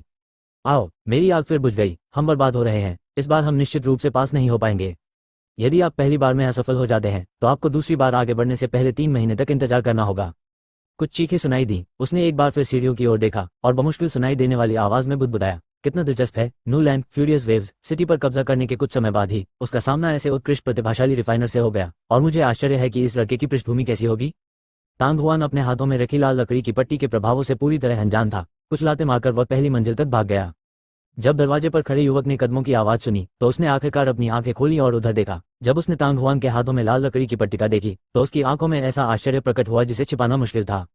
पब फ्यूचर द्वारा विज्ञापन। तांग हुआन ने युवक पर ध्यान नहीं दिया। दिव्य आयुध कक्ष की पहली मंजिल का पिछला दरवाजा खुला देखकर वह सीधे उसमें से चला गया। मंडप के पीछे 2 बड़े हॉल थे। बाई ओर हिडन एज हॉल था और दाई ओर एक्सक्विजिट आर्टिफैक्ट हॉल था। तांग हुआन ने जल्दी से अपनी नजर उन पर घुमाई और हिडन एज हॉल की ओर चल पड़ा। दरवाजे के सामने एक बड़ी स्क्रीन लगा दी गई थी जिससे उसकी दृष्टि अवरुद्ध हो गई थी। स्क्रीन पर बाईं ओर इशारा करते हुए 2 तीर थे जिनके सामने हाइट शब्द लिखा था तथा दाईं ओर इशारा करते हुए तीर के सामने एज शब्द लिखा था। आपका क्या मतलब है? तांग हुआन चौंका, फिर सहजता से बाईं ओर चला गया। खांसी खांसी। अचानक खांसी की आवाज आई। तांग हुआन चौंक गया। उसने तुरंत मुड़कर देखा और पाया कि दरवाजे के किनारे की छाया में एक व्यक्ति प्रार्थना की चटाई पर बैठा था। वह एक काले पोशाक वाला बूढ़ा आदमी था और उसका शरीर छोटा और पतला था। जब वह वहां बैठा था तो ऐसा लग रहा था जैसे उसका पूरा शरीर छायाओं में विलीन हो गया है। अगर कोई ध्यान न दे तो उसे देख पाना बहुत मुश्किल होगा। जूनियर तांग हुआन सीनियर का अभिवादन करते हैं। तांग हुआन को होश आया और उसने तुरंत सिर झुकाया, फिर अपनी लाल जेड टैबलेट निकाली। आपको वर्ल्ड शीट पैलेस से कोई भी वस्तु बाहर लाने की अनुमति नहीं है, क्या तुम समझ रहे हो? छोटे कद के बुजुर्ग ने उदासीनता से उस पर अपनी नजर घुमाई। उसकी आंखों ने अंधेरे में एक भूतिया रोशनी प्रकट की, हालांकि उसकी आंखों में आश्चर्य की गहरी झलक थी। समझा। तांग हुआन ने अवचेतन रूप से सिर हिलाया। वह तो केवल देखने आया था, उसने अपने साथ कुछ लाने की योजना नहीं बनाई थी। तो जूनियर अब अंदर जाएगा? चल दर। छोटे कद वाले बुजुर्ग ने अपना हाथ हिलाया और उसकी आंखें धीरे धीरे बंद हो गईं। तांग हुआन ने हल्की सांस ली और बाईं ओर चला गया। कुछ ही क्षणों में वह पर्दे के पार चला गया और अब उसे एहसास हुआ कि महल का स्थान कई छोटे छोटे कमरों में विभाजित था। गलियारा सफेद मोतियों से जड़ा हुआ था। उनसे निकलने वाली चमकदार रोशनी से अंदर का दृश्य बहुत उज्ज्वल दिखाई देता था। अंदर वास्तव में क्या है, तांग हुआन को संदेह हुआ, लेकिन वह नजदीकी दरवाजा खोलने से खुद को रोक नहीं सका। अंदर का स्थान बहुत छोटा था, केवल 4 से 5 वर्ग मीटर। कमरे में कई सफेद मोती भी जड़े हुए थे। यद्यपि बाहर से कोई रोशनी नहीं आ रही थी, फिर भी कमरे के अंदर दिन जैसा उजाला था। तांग हुआन को इस बात पर आश्चर्य हुआ कि वास्तव में अंदर हथियार बनाने की एक भट्टी थी, जिसकी सतह गहरे लाल रंग की थी। उसे नहीं पता था कि यह किस सामग्री से बनी थी। तांग हुआन ने अपना सिर हिलाया, दरवाजा बंद किया और दूसरा कमरा खोला। एक एक करके दरवाजे खुल गए। एट नोवेल बन एट। जितना अधिक वह पढ़ता गया, तांग हुआन उतना ही अधिक आश्चर्यचकित होता गया। कुछ कमरों में हथौड़े, चिमटे और हथियार बनाने के अन्य उपकरण रखे हुए थे। वहां विभिन्न गोलियां और जड़ी बूटियां भी थीं, लेकिन तांग हुआन ने उनमें से अधिकांश में विभिन्न रत्न देखे थे जिनमें चमत्कारी शक्तियां थीं। एक कमरे में जैसे ही दरवाजा खुला, तांग हुआन लगभग स्तब्ध रह गया। मनी की तुलना में पिघला हुआ कोल्ड जेडस्टोन तो उल्लेख के लायक भी नहीं था। चरमराहट। तांग हुआन ने एक और मोटा और भारी दरवाजा खोला और एक झुलसाने वाली गर्मी की लहर ने तुरंत उसके चेहरे पर हमला कर दिया, जिससे उसके कपड़े और बाल ऐसे लगने लगे जैसे कि वे आग पकड़ने वाले हैं। ये तो अच्छी बात थी कि महल को अलग करने वाली लकड़ी साधारण नहीं थी, नहीं तो पूरा कमरा, यहाँ तक कि पूरा महल ही राख में तब्दील हो जाता। वह दरवाजे के पास गया और अपना सिर बाहर झाँका। अप्रत्याशित रूप से कमरे के अंदर एक चक्की के पाट के आकार की गेंद थी। पूरी गेंद चमकदार लाल क्रिस्टल जैसी साफ थी और उसमें से तेज गर्मी निकल रही थी। यह क्या है? तांग हुआन को अचानक एहसास हुआ कि उसके डेंटिन में नौयांग दिव्य भट्टी एक चाल चलने के लिए तैयार थी और कड़ाही में सच्ची आग भी टिमटिमा रही थी। घटनाओं में अचानक हुए इस परिवर्तन से तांग हुआन को यह समझ में आ गया कि गेंद से निकलने वाली गर्मी उसकी सच्ची आग को काफी हद तक बढ़ा सकती है। वह क्या करे? तांग हुआन ने कुछ देर सोचा, फिर उसकी आंखें अचानक चमक उठी। दरवाजे पर पहरा दे रहे बूढ़े व्यक्ति ने केवल इतना कहा कि वह कुछ भी बाहर नहीं ला सकता। वह केवल गेंद से गर्मी अवशोषित कर रहा था और गेंद को बाहर नहीं ले गया। बेशक इसे हिडन एज हॉल के नियमों का उल्लंघन नहीं कहा जा सकता। हंसते हुए तांग हुआन ने अपने कपड़े उतार दिए, अपने कमरे में चला गया और दरवाजा बंद कर लिया। उसके दुबले पतले चेहरे पर रोने से भी अधिक बदसूरत मुस्कान उभरी। इस बच्चे की दृष्टि अच्छी है। उसने वास्तव में वह कमरा चुना है जहां रहस्यमय सूर्य गोली पत्थर स्थित है। रहस्यमय सूर्य गोली पत्थर में निहित रहस्यमय सूर्य अग्निसार वास्तव में सच्ची आग को बढ़ाने में सक्षम है। हालांकि इस चीज को बहुत अधिक अवशोषित नहीं किया जा सकता है, अन्यथा यह हानिकारक होगा। मुझे आश्चर्य है कि यह बदमाश कितने दिन तक टिक पाएगा। वह केवल एक प्रथम श्रेणी का मार्शल शिष्य है जिसकी 4 आत्मा नसें खुली है। ये काफी अच्छा होगा यदि वह वहां आधे घंटे तक रुक सके। छोटे कद के बुजुर्ग ने अपनी लंबी दाढ़ी पर हल्के से हाथ फेरा, फिर अपनी आंखें बंद कर लीं। छोटे से कमरे के अंदर नग्न तांग हुआन पहले से ही पैर मोड़कर बैठी हुई थी। वह गेंद के जितना करीब जाता, गेंद उतनी ही गर्म होती जाती। असली लौ के संलग्न के बाद भी तीव्र गर्मी ने उसके लिए मुश्किलें खड़ी कर दी। कुछ ही सांसों में वह पके हुए झींगे की तरह हो गया। तांग हुआन ने स्वयं को शांत करने और ध्यान केंद्रित करने के लिए मजबूर किया। जल्द ही उसकी प्रत्येक हथेली से सच्ची आग का एक गोला निकला। कुछ क्षण बाद तांग हुआन की हथेलियां, जो आग की लपटों में लिपटी हुई थी, धीरे से गेंद पर दब गई। यद्यपि वह सच्ची आग से सुरक्षित था, फिर भी उसकी हथेलियों में हल्की जलन महसूस हो रही थी। तांग हुआन ने बिल्कुल भी संकोच नहीं किया और तुरंत इन्विगोरेटेड मेरिडियन स्पिरिट आर्ट को सक्रिय कर दिया। डेंटिन के अंदर और साथ ही कड़ाई भी बहुत तेजी से घूम रही थी।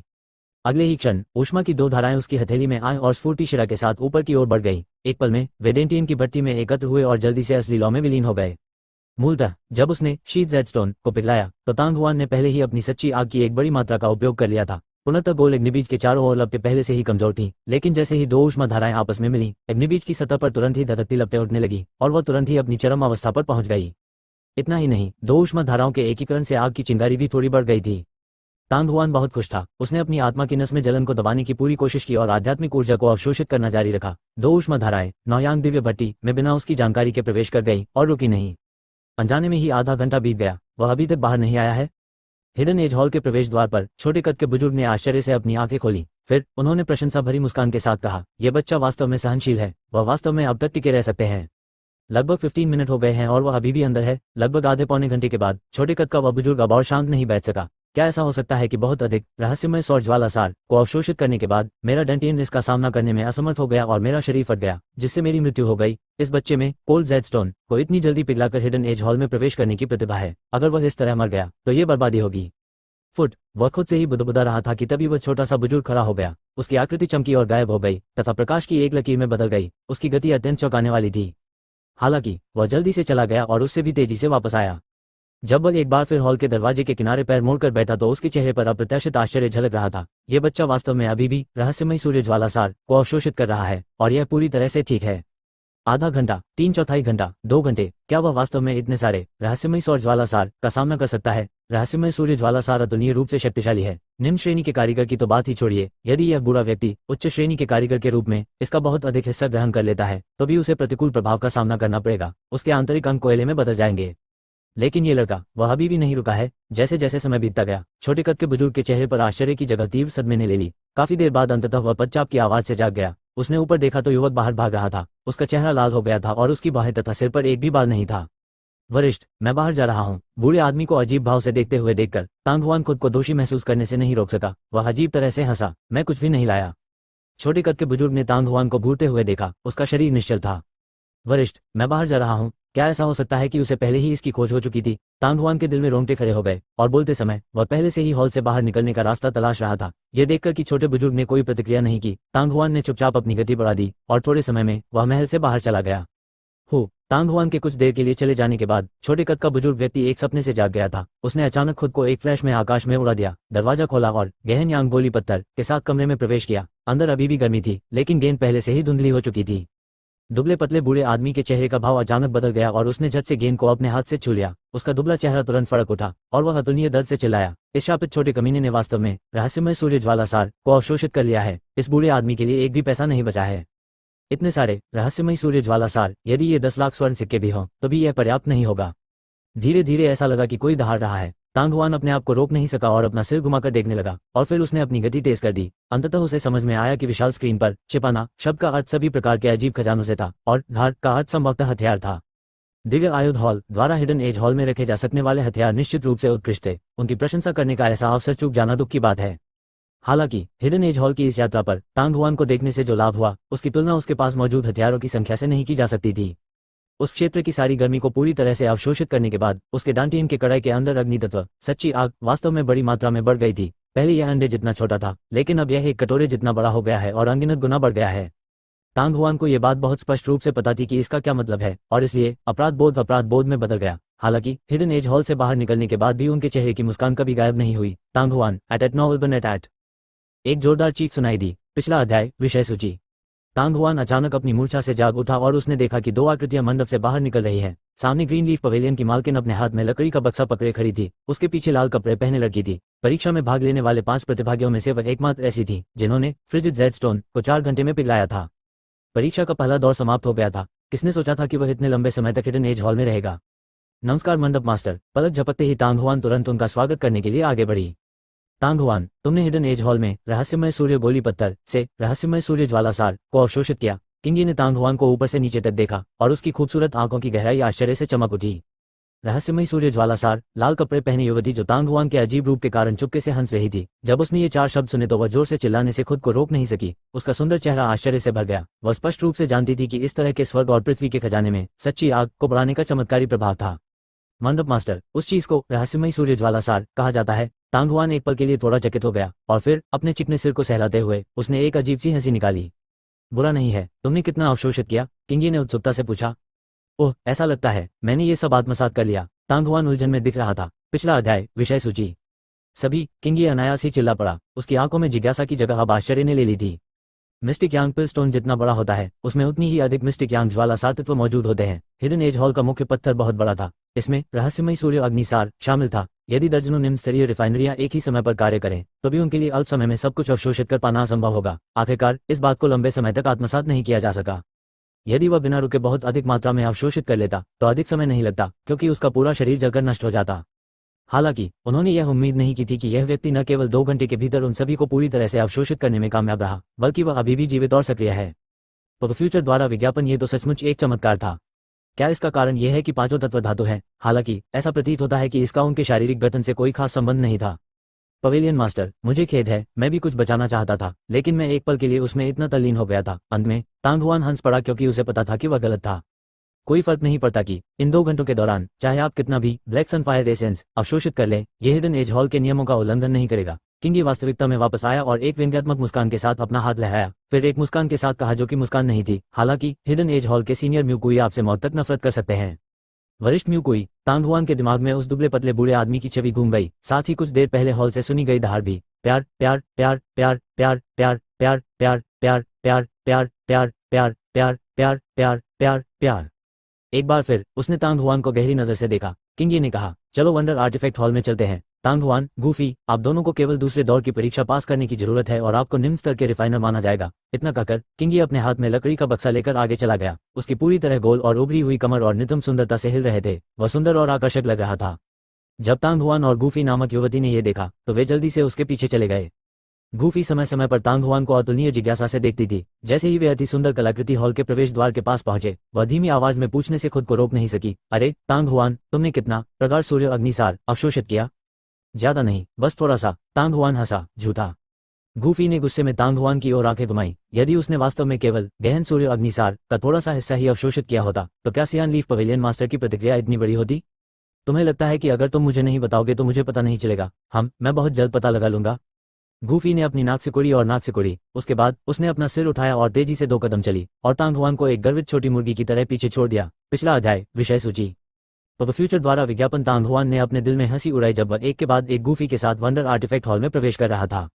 उत्कृष्ट कलाकृति हॉल वह स्थान था जहां हथियार गड़े जाते थे। अंदर तरह तरह के अस्त्र शस्त्र रखे हुए थे। किंगी ने गूफी और तांग हुआन को एक लोहे की मेज पर लाया, लकड़ी के बक्से को खोला और ठंडे जेड स्टोन के रस्सी युक्त एक जेड प्लेट उन दोनों के सामने आ गई। उसके बाद किंगी ने एक साथ रखे गए कई तलवारों के टुकड़ों में से 2 पतली और लंबी तलवारें निकाली और उन्हें उन दोनों के सामने रख दिया। परीक्षा का दूसरा चरण बहुत सरल है। कोल्ड जेड स्टोन को तलवार के टुकड़ों के साथ मिलाने के लिए जब तक आप परीक्षा पास कर लेते हैं, आप सभी पास हो जाएंगे। अभी भी 2 घंटे का समय बाकी है। किंगी मुस्कुराहट से भरी हुई थी। जी श्रीमान। तांग हुआन और गूफी दोनों के भाव गंभीर हो गए। हल्की सांस लेने के बाद तांग हुआन ने तलवार के टुकड़े पकड़ लिए। यद्यपि इसे तलवार बिलेट कहा जाता था, लेकिन ये कमोबेश पुनः गड़े जाने के चरण में था। इस दुनिया में हथियार बनाने के कई तरीके थे। शमन से पहले रत्न के घोल को बोल में मिलाया जाएगा। बेशक, हालांकि यह सरल था, लेकिन इसे पूरी तरह से करना उतना आसान भी नहीं था।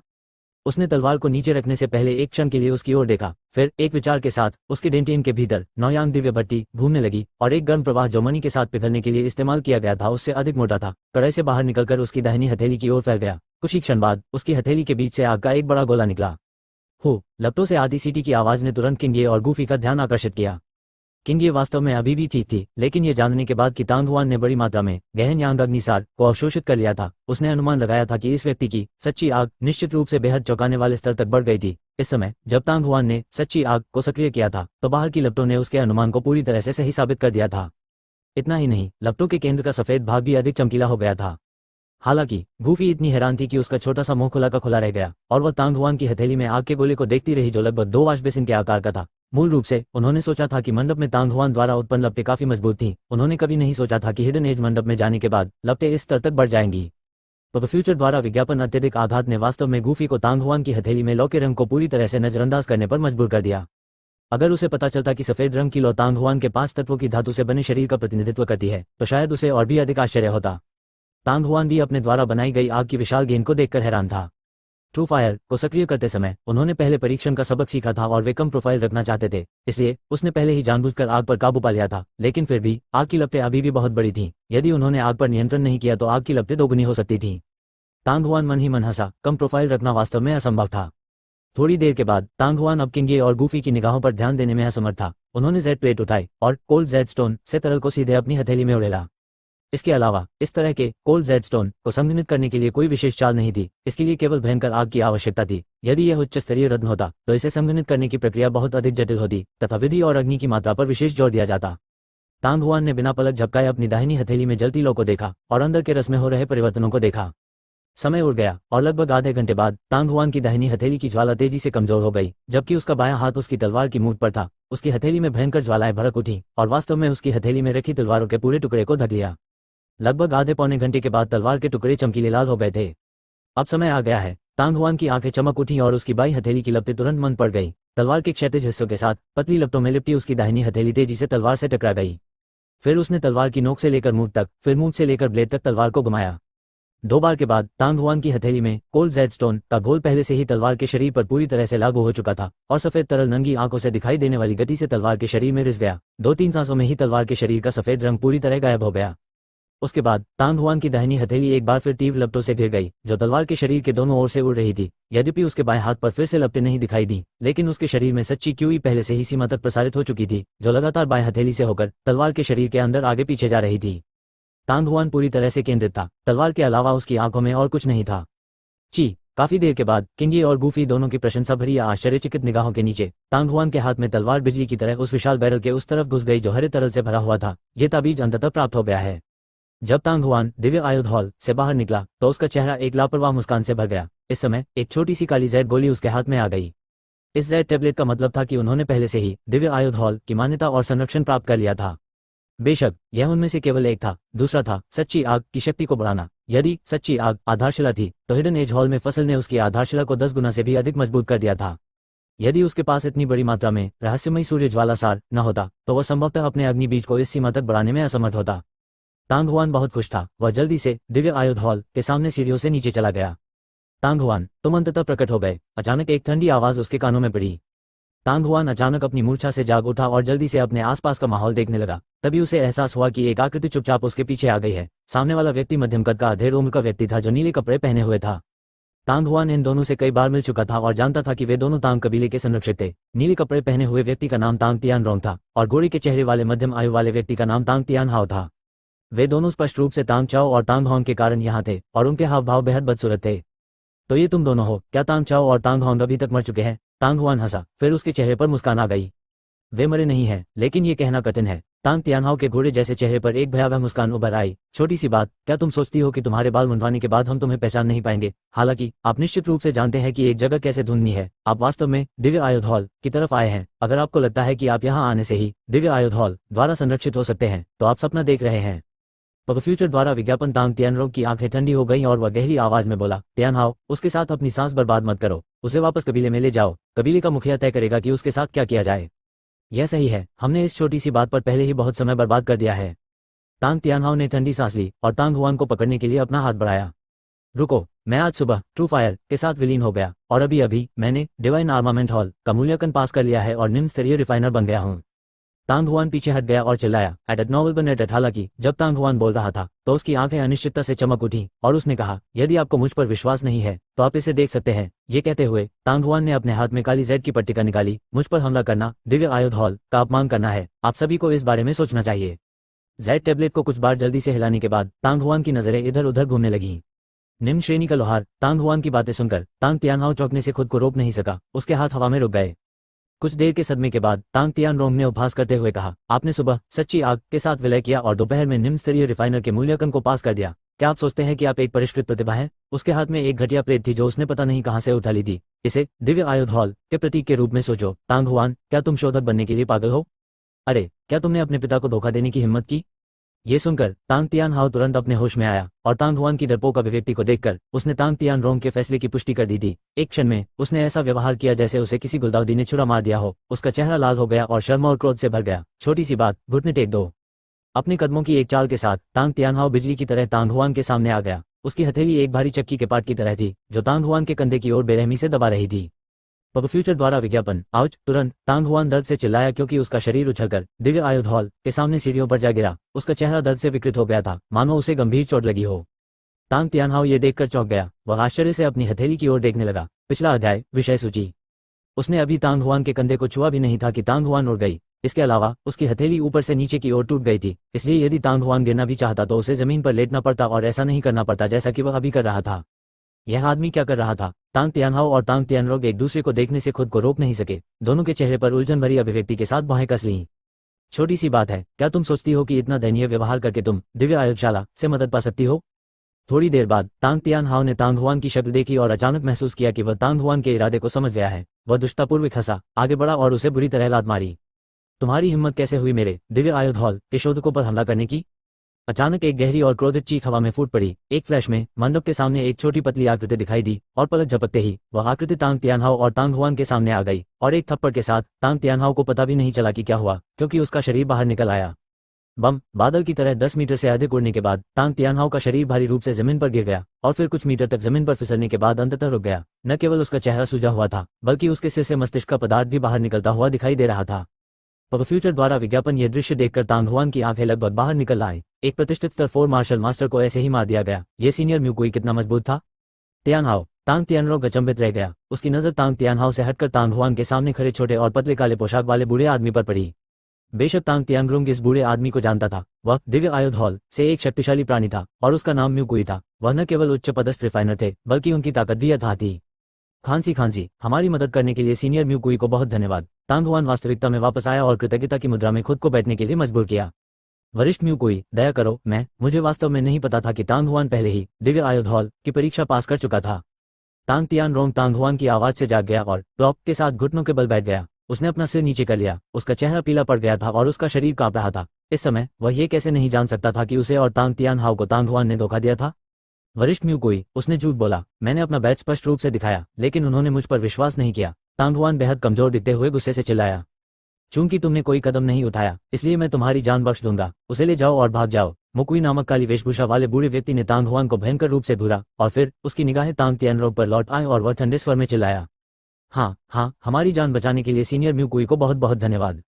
जब तांग तियानरोंग ने यह सुना तो ऐसा लगा जैसे उसे माफी मिल गई हो। वह तेजी से जमीन से रेंगता हुआ ऊपर आया, तांग तियानहाओ के पास पहुंचा, उसकी लाश को पकड़ा और उसे अपने कंधों पर उठा लिया। फिर वह अपनी पूरी ताकत से आगे की ओर भागा मानो वह अपने पन को गाना चाहता हो और तुरंत ही म्यूकुई की दृष्टि के क्षेत्र से गायब हो गया। वरिष्ठ म्यूकुई आपका बहुत बहुत धन्यवाद। अगर तुम इतनी देर से आते तो मैं खत्म हो जाता, तांग हुआन ने अतुलनीय कृतज्ञता के साथ कहा। ठीक है, अब आप उठ सकते हैं। वह तो पहले ही जा चुका है, फिर भी तुम दयावान होने का नाटक क्यों कर रहे हो। म्यूकुई ने तांग हुआन को फिर से घूरा और फिर उसके पास से सीढ़ियों की ओर बढ़ गई। चलते हुए उसने डांटा, तू भी भाग जा कमीना। अब कुछ कदम चलने के बाद उसने पीछे देखे बिना कहा, अगले 2 महीनों में न्यूलैंड फ्यूरियस वेव्स सिटी प्राथमिक कारीगरों के लिए कलाकृतियां करने की प्रतियोगिता आयोजित करेगी। बेहतर होगा कि आप अच्छी तरह से तैयारी करें ताकि बाद में आपको शर्मिंदा न होना पड़े। हाँ, जूनियर जरूर अच्छी तैयारी करेगा। तांग हुआन ने सूखी हंसी हंसते हुए ऊपर की ओर बढ़ते हुए अपने शरीर पर जमी धूल को झाड़ा और शहर के उत्तरी भाग में अपने निवास की ओर जाने से पहले म्यूकुई की आकृति को गायब होते देखा। दिव्य आयुध हॉल, अति सुंदर हॉल। वह छोटा सा कमीना बुरा नहीं है। म्यूकुई ने उसके हाथ में गहरे हरे रंग की तलवार देखी। उसका दुबला चेहरा एक छिपी हुई प्रशंसा से भर गया। जैसे ही उसने यह बात कही उसकी कलाई फड़कने लगी और तलवार गुनगुनाती हुई ध्वनि के साथ कंपन करने लगी। ऐसा लगा जैसे तलवार के चारों ओर एक हरे रंग की रोशनी प्रवाहित हो रही हो और तुरंत ही उसके चारों ओर एक ठंडी क्यूई फैल गई। यह वही मिश्रित तलवार थी जिसकी जांच के दूसरे चरण में तांग हुआन ने भाग लिया था। इस समय केवल म्यूकुई और किंग ये ही कलाकृति भंडारण हॉल में बचे थे। गुफेई नाम की छोटी लड़की ने तांग हुआन के मूल्यांकन की प्रक्रिया को अपनी आंखों से देखा था और उसका सारा आत्मविश्वास खत्म हो गया था। तांग हुआन को शुरुआती परिशोधक का प्रतीक चिन्ह प्राप्त होने के कुछ समय बाद ही उसने स्वतः ही परीक्षा के दूसरे दौर को छोड़ दिया और थोड़ी देर प्रयास करने के बाद दिव्य आयुध हॉल छोड़ दिया। सिर्फ बुरा नहीं, उन्हें कोल्ड जेडस्टोन को पिघलाने में केवल 15 मिनट लगे। आखिरकार यह एक निम्न श्रेणी का रत्न है, फिर भी वह बिना किसी नुकसान के पत्थर में मौजूद रहस्यमयी सूर्य अग्निसार को अवशोषित करने में सक्षम था।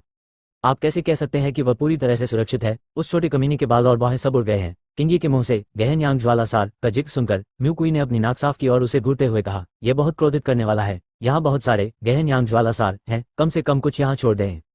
उसे ऐसी हालत में देखकर किंगी अपनी हंसी रोक नहीं सका। वरिष्ठ म्यूकुई, क्या मैं उसे पकड़ लूं और उसकी पिटाई करके अपना गुस्सा आप पर निकालूं।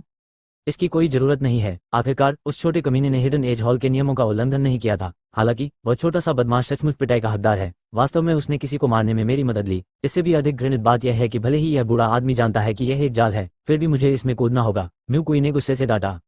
पुची, ये सुनकर किंगी अपनी हंसी रोक नहीं सका। यद्यपि म्यूकुई ने उसे छोटी कमीनी कहकर डांटा था, लेकिन जब उसने बात की तो उसकी आंखों में एक मुस्कान थी जिसका एहसास उसे खुद भी नहीं था। किंगी, जो किनारे से देख रही थी, उसने सब कुछ स्पष्ट रूप से देखा, जिससे उसे लगा कि यह वास्तव में मजेदार था।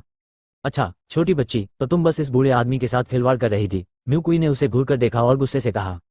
पग फ्यूचर द्वारा विज्ञापन, नहीं, मैं आपका मजाक उड़ाने की हिम्मत कैसे कर सकता हूँ।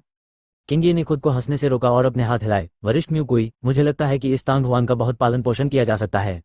16 वर्ष की उम्र में वह मार्शल डिजाइन्स का प्रथम चरण था और वास्तव में थोड़ा कमजोर था। हालांकि उनमें कलाकृति करने की अद्भुत प्रतिभा थी और परीक्षण के दूसरे दौर में जिस समय उन्होंने कोल्ड जेडस्टोन को तलवार के टुकड़ों में जोड़ा, उसे बहुत अच्छी तरह से समझा गया, जिससे लोगों के लिए यह विश्वास करना कठिन हो गया कि यह उनका निम्न स्तर का हथियार गढ़ने का पहला प्रयास था। मेरे कमरे में जाओ और मुझे बताओ, आइक्स कॉम।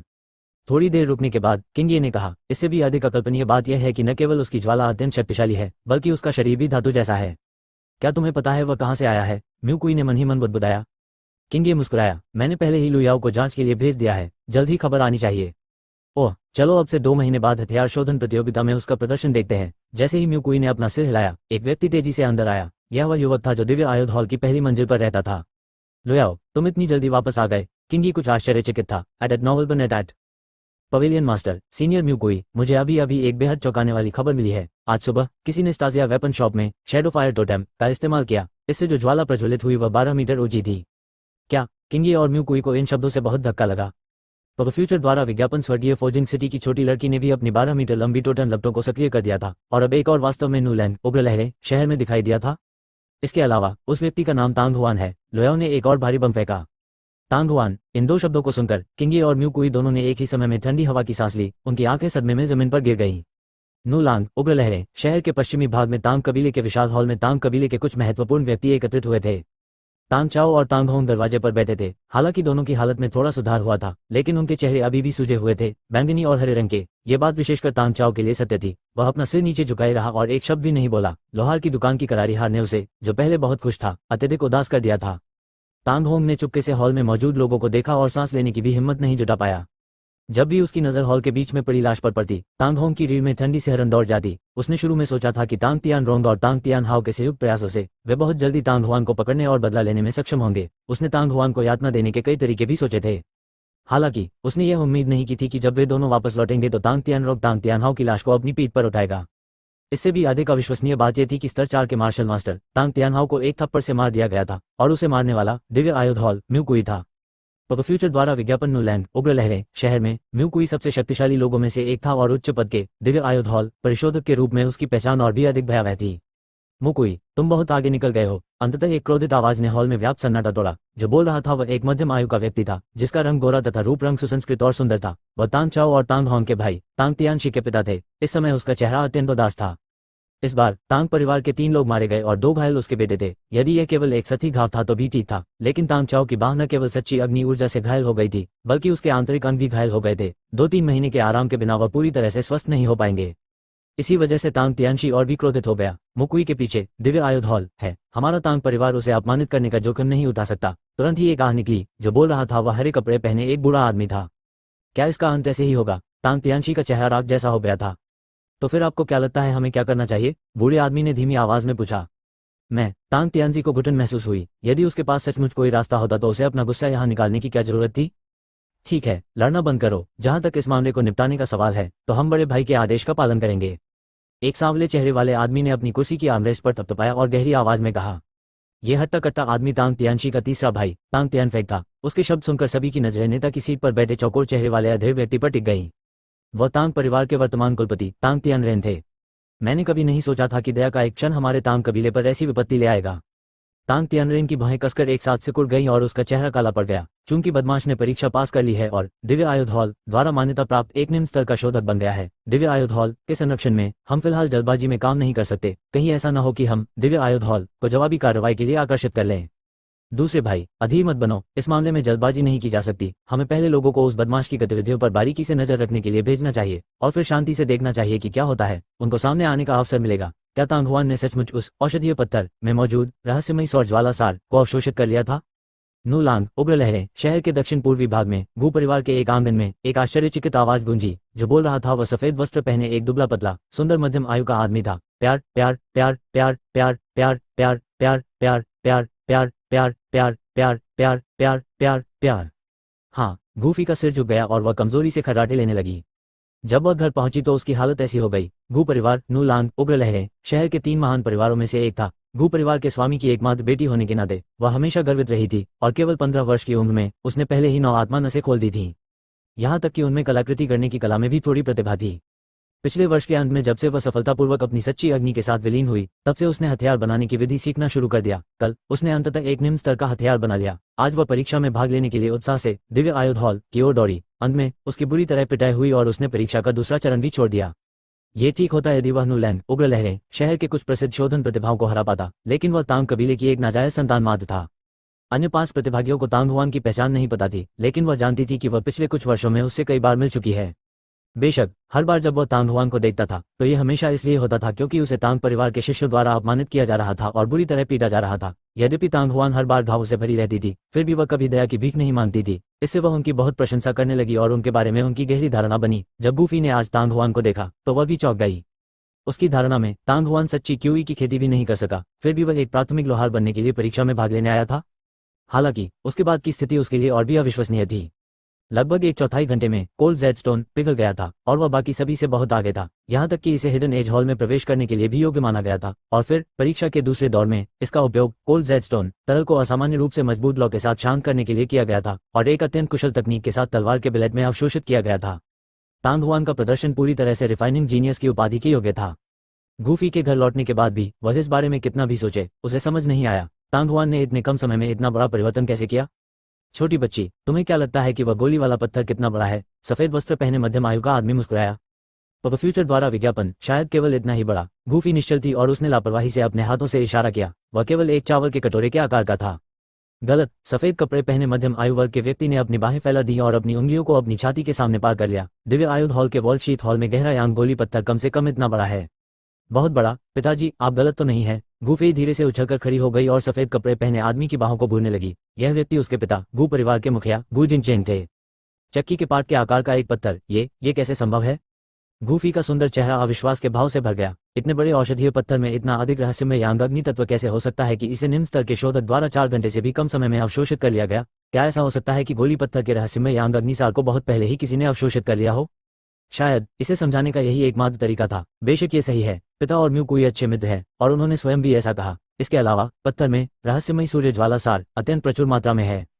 इसके अलावा पिताजी आपको एक समाचार भी बताना चाहते हैं। तांग हुआन की ट्रू फायर आज सुबह सफलतापूर्वक बनाई गई थी और उसकी ट्रू फायर स्टासिया वेपन शॉप में फायर शेडो टोटेम को सक्रिय करने के बाद प्राप्त एक पुरस्कार था। उस समय उन्होंने जो टोटेम ज्वाला प्रज्वलित की थी वह वास्तव में 12 मीटर ऊंची थी। वास्तव में वह अग्नि तत्व का भी नहीं बल्कि धातु तत्व का है। 10-12 मीटर 5 तत्व धातु है। गूफी तुरंत दंग रह गया। ट्रू फायर के साथ विलय करने से पहले उसने शेडो फायर टोटेम का प्रयोग किया था और इससे उत्पन्न लपटें केवल 4 मीटर तक ही पहुंच पाई थी। इसे बहुत अच्छा माना जा सकता है, लेकिन दूसरी ओर तांग हुआन 12 मीटर लंबा था, जो उससे 3 या 4 गुना बेहतर था। अगर यह सिर्फ इतना ही था तो ठीक था, लेकिन वास्तव में उनका शरीर धातु तत्व से संबंधित था। इसके अलावा वह आदिम ज्वालाओं के साथ सफलतापूर्वक जुड़ गया था। एट नोवेल एट असमानता बहुत अधिक थी। तो फ्यूचर द्वारा विज्ञापन, यह सही है। पिताजी हथियार की दुकान की तीसरी मंजिल पर थे। गू जिनचेंग ने भावुक होकर कहा, तो छोटी लड़की, तुम्हें आज की विफलता के बारे में ज्यादा चिंता करने की जरूरत नहीं है। बहुत कम लोग इस स्तर की प्रतिभा की तुलना कर सकते हैं। उन्होंने वास्तव में यह उम्मीद नहीं की थी कि नाजायज बच्चा जिसे तांग कबीले द्वारा त्याग दिया गया था और निष्कासित कर दिया गया था, वास्तव में एक परिष्कृत प्रतिभा थी। ओह दिलचस्प, बहुत दिलचस्प। तांग तियनरेन, वह पाखंडी आदमी, अगर उसे इस बारे में पता चल जाए तो पछतावे से उसकी इंद्रियां भी हरी हो जाएंगी। हाँ, ये भी खूब रही। यह नहीं हो सकता। न्यूलैंड उग्र लहरें। शहर की लोहार की दुकान के उत्तरी भाग में तांग हुआन की आंखें खुली की खुली रह गई जब उसने अविश्वास में लकड़ी की मेज पर रखी 2 जेड प्लेटों को देखा।